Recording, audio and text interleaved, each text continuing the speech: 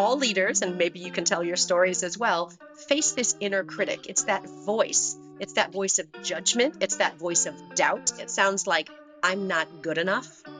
I'm not worth it. Jennifer, I'm so delighted to have you on the 3 Points podcast. Welcome. Thank you, Tony. It's such a pleasure to be with you. I am absolutely buzzing. We started just before we hit record, sharing a little bit of our shared passion for basketball. And let's cover the fact that you had at your leadership conference, Magic Johnson, who's one of my all-time favorites. Tell me a little bit about kind of why him, essentially, when you were thinking about who do I want to come and be a part of this incredible sort of leadership experience? It's a good question for multiple reasons, primarily because our primary conference at Linkage, with our mission to change the face of leadership, it was a women's conference. So it's called the Women in Leadership Institute. There were thousands and thousands of women in person and virtually. And we invited Magic Johnson because many people probably don't know that he's a fierce advocate for women executives, for women-owned businesses and minority-owned businesses. And he's an investor in a women's basketball team in the WNBA here in the United States. And so we invited him to our conference because one of the levers that we worked on for women leaders is this idea of being bold and of making the ask and of negotiating effectively for yourself. And I invited Magic because there's perhaps no one better who has transformed their life from a basketball star, overcome, and having to leave because of his disease, and then reinventing himself as one of the top business moguls in the world. Yeah, I absolutely love that. And it makes sense when I hear you speak about why Magic Johnson at this kind of women in leadership style conference. And I did hear from listening to another podcast you were a guest on about the 3 different questions you asked Magic that resulted in a bit of a chuckle from the crowd. And I think it was a lovely sort of setting the tone in the table and hopefully a humbling experience for everyone to kind of sort of ground themselves in what they were there to look at. Do you mind sharing those 3 questions that you asked Magic at the start of the conference? Yes, and I'll set the context first. So all of our speakers at the conference are designed to help women leaders and rising executives overcome some of the challenges that we know women face on their path to leadership. By the way, just to make sure, the entire spectrum of gender also faces these challenges, but they're a little harder for women. And these are things like, how do we influence more effectively, inspire and connect, and how to be bold. So I invite Magic, and I am hoping that he's going to teach us by his example of how he has been bold in his career. So I start asking him things like, so hey, Magic, tell us about a time where you really wanted something, but were afraid to ask. And he looks at me kind of, confusing. And he says, well, I'm never afraid to ask what I want.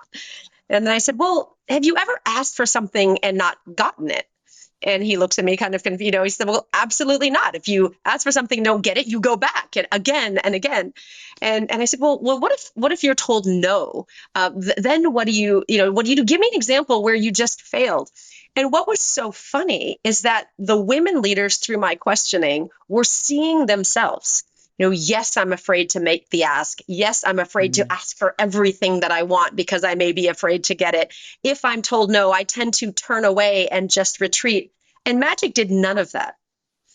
But what was most interesting is that this disconnect between this male powerful perspective and the women going, I don't relate to that at all.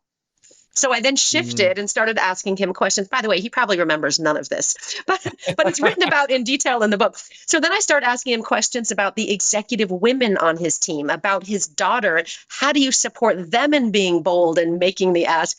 And once I reframed it to how can you be a coach for all of us, then it got a little bit more interesting. But I made the point, look, we admire Magic for what he has achieved and how he has achieved it. But a lot of us women, even very senior executives, do not relate because our examples, our lived experience are not in his examples. Yeah, absolutely. And what I love about what I know of your work and how intentional you are and how focused you are in this space is that And you made the segue just there in that conversation with magic. It's not just about looking at something and then moving past it and it's just being interesting. You turned it into a useful conversation for your attendees, the people there that were going, wow, I wish I could have the same confidence as magic to go in, to ask, to be bold. And I think this is a lovely jumping off point for today's episode in 3 Points Podcast, where you're going to share your 3 points around how to deal with the inner critic. How do you manage that? What does that look like? So this whole idea of the inner critic, I'd love to ask a question again, just to set the tone, Jennifer. Why is this an important topic for you to talk about today? The book that I released a few months ago, called In Her Own Voice, A Woman's Rise to CEO, is basically meant for all leaders to develop their understanding, but specifically women leaders who aspire to rise. Now, the inner critic, which is what we want to focus on here, we have identified as what we call the Uber hurdle, the biggest challenge that we face. Now, all leaders, and maybe you can tell your stories as well, face this inner critic. It's that voice. It's that voice of judgment. It's that voice of doubt. Oftentimes it's focused on ourselves. Sometimes, by the way, it's focused on others. But it sounds like this primarily for leaders as they're rising, and women leaders specifically. It sounds like, I'm not good enough. I'm not worth it. I shouldn't ask for that job. I shouldn't speak up. I shouldn't ask for that raise. So that voice can haunt us all day long, and it can prevent us from achieving our aspirations. It's holding us back, and primarily women and those from underrepresented groups. So it's absolutely critical, right, for you to be doing this work. And obviously I can imagine incredibly meaningful. And I'm excited to hear maybe little anecdotes peppered throughout as we go through. Let's now turn to your first point to get a little bit more clear on, your first point, which is, what is the inner critic and why is it louder for women? Yeah. And maybe I just do it through the lens of a story. And I often tell the story of when I was approached to be a first-time CEO. It was only about 6 years ago. And the headhunting firm, very large, came to me and said, I think you'd be a really qualified candidate. And my inner critic just shot up. My inner critic was, I'm not ready. I haven't managed the P&L from the top of the revenue line down to the bottom of the net income and EBITDA lines. I have to be a number 2 and be properly groomed. You're not going to be a good mother. You got kids in 3 different schools and stages of life. What is wrong with you? So it was just this nonstop kind of babbling in my head, and it was clouding my vision. And there were a few, and they happened to be incredible men in my network who were peers of mine in my former publicly traded company. And they also were aspiring to be private equity-backed portfolio CEOs. And they sat me down and almost physically shook me and said, what is wrong with you? If not now, when? If we think we can be CEOs and we're ready, why don't you think you are? Wow, that is, I love that story. And I know you've mentioned it, and I want to make sure for our listeners, as you're listening to Jennifer, if you're interested in going deeper in her own voice, get the book and get deeper into Jennifer's story. I'm curious if you could offer a little bit more insight into why is it louder for women? I know you talk about these different external, internal biases, but is there anything else that really means that it's more of a prominent experience inside a woman's head? And a lot of the work we do with the hurdles, most of it actually is about helping women understand them so they can overcome them. And it's important for all leaders to understand that as well. But most of our hurdles are based on years and generations of externalized bias. So this idea that, if there aren't women in executive level positions, we need to work harder, be better, be perfect, and so this perfectionist tendency tends to haunt women more than men. And it tends to paralyze us a little bit more. And so our inner critic will shoot up because we've made the mistake. We're not perfect. We don't deserve it. We don't see a pathway. And by and large, men, and this is no disrespect at all, it's actually, an honor that men have had the opportunity to learn from, be mentored by, be supported by the leadership majority.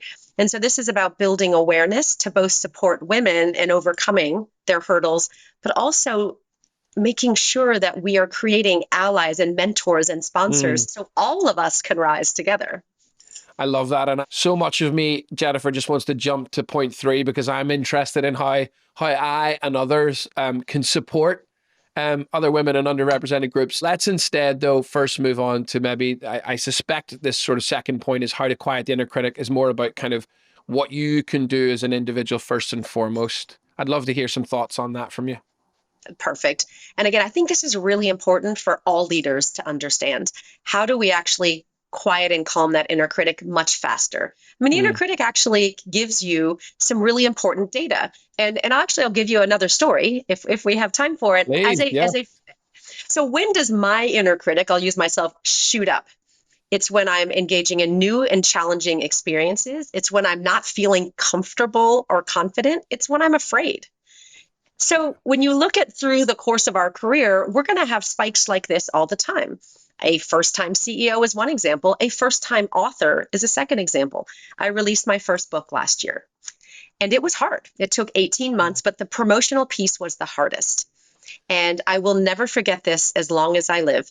My agent said, you need to spend one Saturday, 6 hours engaging with hundreds and hundreds of people in your network who want to support you. And you need to ask them to purchase a Yeah. book in a certain time period so that the Amazon algorithm will recognize how awesome this book is. And it didn't sound that hard on its surface because these were all people that loved and cared about me and wanted to buy the book anyway. Mhm. But I sat there with my husband one morning, WhatsApp and texting and emailing. And it was, my agent was calling me every hour. Here's where the numbers are. We're going to get to number one. And then in one moment, I looked over in this room and my husband was hunched over his cell phone, his mobile, texting his best friend. And I said, what are you doing? And he said, well, and I'll call him Bob. Bob has texted me and I need to respond right away. And I thought, well, what's wrong with him? And I looked down and Bob has written to my husband, your wife is out of control with her book promotion, imho, in my humble opinion. Wow. And it completely paralyzed me for a few reasons. One, despite all of the support that I was getting, you go girl, I'll buy two, I'm so proud of you. It was the one comment that shot my inner critic up.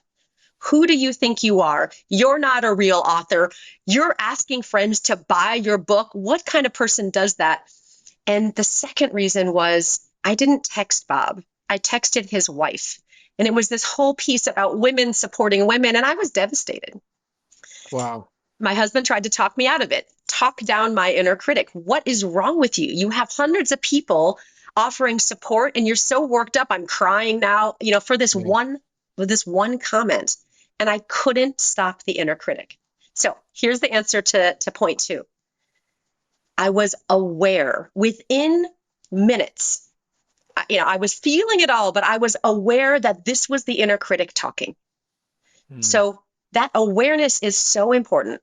That's number two. You have to pause. When you can pause, you can say, wait a minute, what is really happening? And number three is you find compassion. Compassion for myself in this case. I'm scared. Like, I'm a first-time author. I'm uncomfortable. And how often are we uncomfortable in our leadership roles? But this is the hard part. Also find compassion for the other person. I don't know why Rob sent that text, and I don't even know that it matters. But in this point in time, I can suspend my judgment and get curious Mm. about myself. And this is step 4.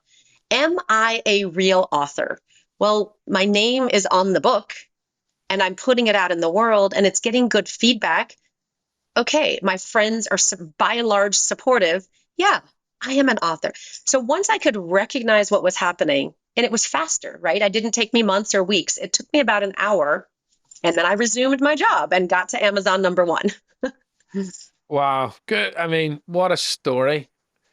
Oh, I could, I mean, I can really feel the, again, as recognizing through my own lens, which is different. And we're coming from very different places, different parts of the world, different genders, etc.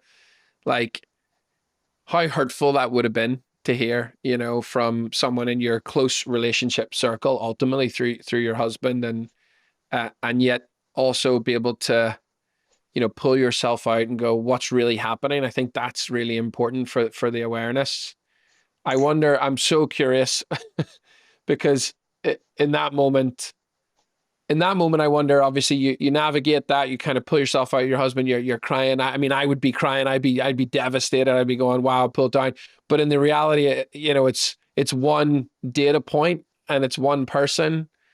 I'm curious again, not to make this about Bob, absolutely not about Bob, but I am curious, were there any things that you obviously did an internal journey of like awareness and sort of, am I an author? Yeah, I seem to be doing well. People seem to be supporting this. This is bringing value to people's lives. Was there any aftermath with Bob or any follow up out of interest or out of curiosity?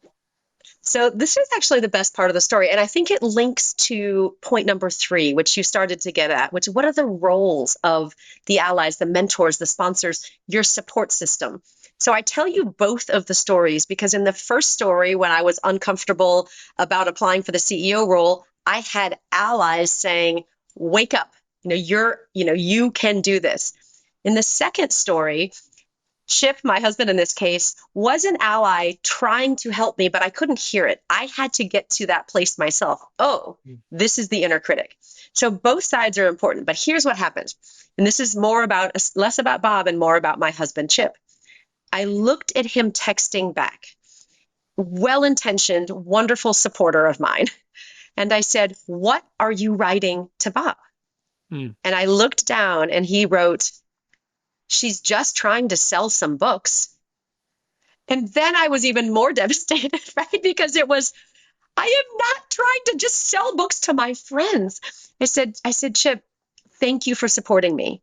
But this is actually like spiking my inner critic even worse. I said, here's what I would love for you to type. Bob, she is doing her absolute best. Do you know how hard it is to write and release and promote a book in the world? I'm so proud of her. I almost cried. That's what I wanted him to write. Now, this is his best friend. And so, but he was learning with me. I was telling him what I needed as my ally and supporter. And to his credit, he turned around in his own words and said, I'm really proud of her, and so I didn't even have to go back to Bob. It was what it was. But the Chip me connection and the communication of what I need as an ally was the lesson. One of the things that I've both seen other leaders do really well in my experience is also something I try and do is lean into being vulnerable and speaking it out and saying, hey, like I'll use a good example. We just got on a call for this podcast. And before you jumped on, Esther, our incredible podcast producer, this is her first time with this online medium. And I know Esther quite well. And I'm sure her inner critic is going, oh, what happens if this? And I don't know if I do it. And yet at the same time, what I encouraged her to do was say, hey, look, if we make a mistake, we make a mistake. We'll figure it out. And to say that out loud. And I don't know if you recall, but at the start of the call, she opened up and said, hey, this is my first time. And I just love that for her in terms of owning the space, having the confidence to communicate that, articulate that. Yeah. In your experience, is that a useful tool? And again, let me also please acknowledge, as a man, it's much easier for me to be vulnerable. I think in some ways to not be seen as perhaps the prejudice that women have, oh, they're so very soft or this or that. Like I'd love your view on this, just because it's a real experience that we just all shared right now. There's so many thoughts running through my head right now. So let me try and crystallize them. First of all, I commend your vulnerability. I actually don't think, and we can use the word vulnerable. We can use the word open. We can use the word courageous. Was it courageous for Esther to say? And she did at the top, this is my first time. And, I didn't think anything of it. I went, great, let's go. So I would say that most men, and this is, again, their conditioning and external bias, are not leaning into that. And when we look, this is a little bit of an aside, if we have a moment, Linkage has this incredible database going back 35 years about effective leadership, the most effective leaders do, what the most effective leadership is. And it has shifted over the post-pandemic period. Words like openness, authenticity, vulnerability, inclusion, You did not hear those words to describe effective leaders 5 to 10 years ago, but Yes. those are the evolving expectations of leadership. And when you look at our data, women, by and large, we can debate whether it's nature or nurture or conditioning, spike very highly on those leadership characteristics, not only as evidenced by their self ratings, but all other ratings, peers, direct reports, managers. So we're very well positioned to lead. Now, the question is, how is it received? So the second thing that you mentioned was, if women lead that way, are they seen as soft? That's a whole nother concept called the double bind that women Mm. face as leaders. I'll explain it if we have time, but let me just pause to see if that resonates. Yeah, absolutely. And I've heard you describe that. And I know there's a triple bind, I think, as well, in addition to this. So look, I think this is useful for folks to be reminded of, even if they know it. And certainly for me, when I've heard you articulate this in the past, it has resonated. So talk us through what we mean by the double bind. So the double bind is it's a well-researched concept. So I didn't make it up, but it's the expectations that the world has for women who also are leaders. And so women face this difficulty of trying to fulfill the stereotype that all of us have of a leader. And when I say, like, think of a leader, conjure it up in your mind. What all of us think about, because of our inherent biases, is strong, competitive, driven, ambitious, handsome white man, athletic. Usually that's the picture we conjure in our mind. So think about a woman trying to behave that way, right? Mm. But also we are expected to fulfill the stereotype that we all conjure in our mind of a woman: soft, kind, collaborative, gentle. And the world expects us to operate as one or the other, but not both. So if we're too much of a leader with this strong, ambitious, competitive nature, we are seen as not likable or too aggressive. Men are never criticized for being aggressive or ambitious, but women are. Conversely, if we're too much of the stereotype of the woman, we're too soft. We're not tough enough for that promotion, for that stress assignment, for that big job. And so we're constantly toggling between the two. And it's interesting, just as we talk about, and I know the other aspect is the triple bind, that adds another level to it. Do you want to just talk about that real quick? And I might share a little anecdote that comes to mind. Yeah, I'm glad you raised that. And I wasn't sure I was going to raise it in the context of this being an international broadcast, but I think it's really important that when the triple bind is when you layer in any additional intersection of your identity. So race and ethnicity, sexuality, disability, age. And so when you think about, especially in this country, in the United States, I am a woman, I am a leader, and I am African American, I'm a Black woman. Then you are layering in all the expectations as well that come with the stereotype of race and ethnicity. So you tell me how that relates for you. Yeah, look, it's interesting. There's a story that came to me recently from a friend, person of color, working in the United States, and at the level, performing at the level very clearly of an executive, of that director and above in a large tech company, and they were really going for promotion. From my perspective, having worked with the person for quite some time, it's obvious to me they're already at that level. They didn't ultimately receive the promotion, and part of the feedback that this person of color received was, you do not have strong enough executive presence. And I'm upset thinking about it now, because I just find it to be absolute BS. I think it's nonsense, and I articulated that to my friend, and still I just think about this type of thing is still happening, which it shocks me, and I know it does, and maybe it shouldn't shock me. I should acknowledge that it's happening every day all over the world, and maybe not to me but to others. Well, and maybe let me close or go back to point number 3, because what you're raising it's so important that we engage what I always call the leadership majority. And at least on our side of the world, in the Western Hemisphere, it's primarily white men. And I always, want to embrace the role of white men in supporting the rise of all leaders. And so in that case, What I want for your friend is to have an executive sponsor to say, I am going to, I don't know what his name is. We'll call him James. I am going to help you. I see you and I see your strength. And I'm going to use my power. I'm going to use my privilege. I'm going to use my influence to make sure that that door to that executive level promotion is open for you.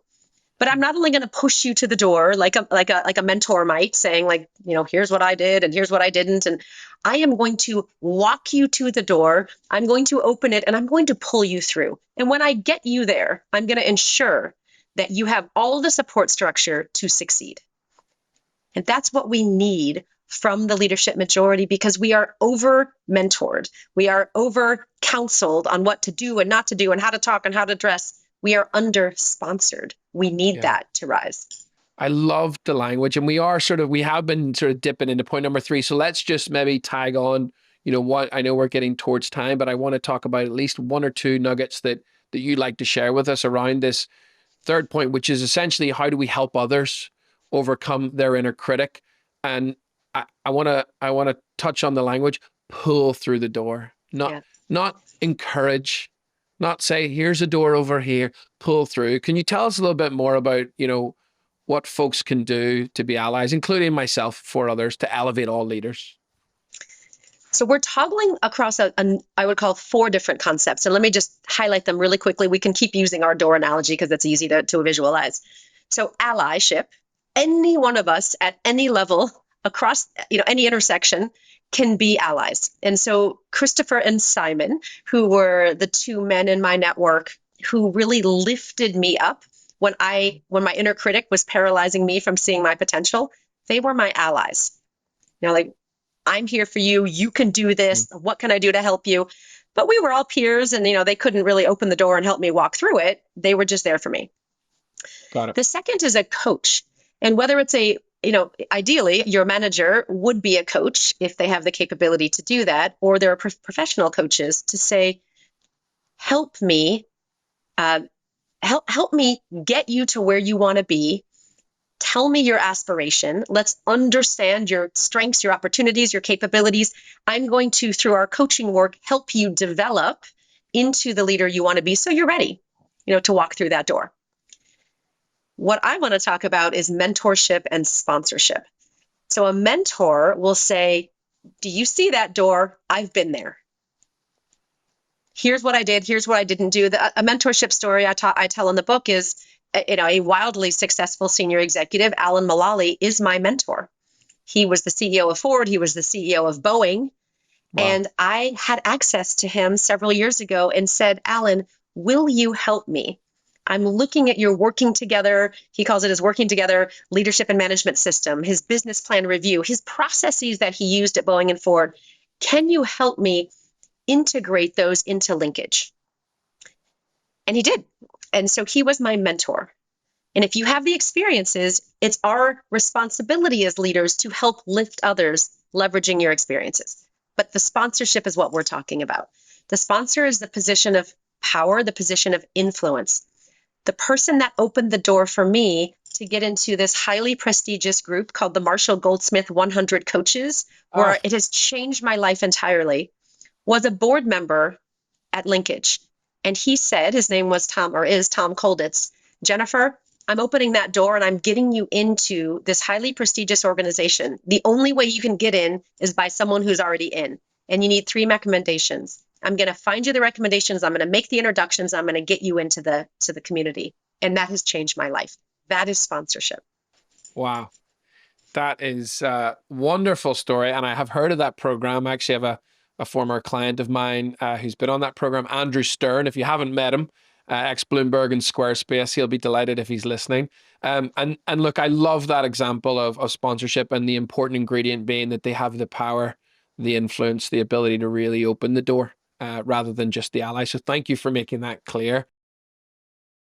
To conclude, Jennifer, a question we like to ask our guests at the end of their 3 points that you've shared. And again, thank you for sharing what we've talked about. Just as a quick summary, we talked about the inner critic. We talked about what it is and why it's louder for women. Second point was all about how you can help quiet, not silence the inner critic. And then our third point, which we covered, we talked about what others can do to help to help you and to help other folks essentially overcome the inner critic. So very, very useful. The last question is, how do you think the world might change if we all took on these lessons and sort of implemented them, not just in the workplace, but in our lives?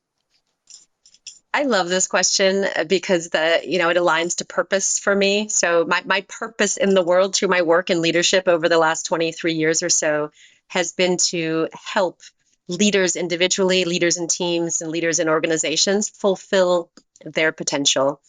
And this work, specifically what we've been talking about today, the advancement of women, the advancement of people who have not been readily represented in leadership for the last several, centuries. There's this shift from kind of the head to the heart.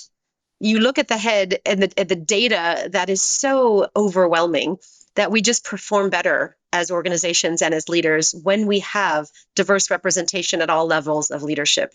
It can be financially, it can be operationally, it can be our employee metrics. That doesn't seem to be working, driving the research and data forward. What does seem to be working is conversations like this and books, hopefully, that will get out into the world so that the entire spectrum, men and women, will see we will all be better in our societies, in our organizations, in our governments, when we can lift everybody and everybody feels that their uniqueness is valued and that they belong. Well, let's do that, Jennifer. Let's live in that world. I'm so glad we made the time. Thank you so much for, as I say, spending the time with us and sharing your insights on the 3 Points podcast. I'm so excited to hopefully meet you one day in person and perhaps have another repeat of our podcast, or even have more opportunity to talk more about this incredible topic. So big thank you, Jennifer, for joining us today. Thank you for the important work you're doing in the world.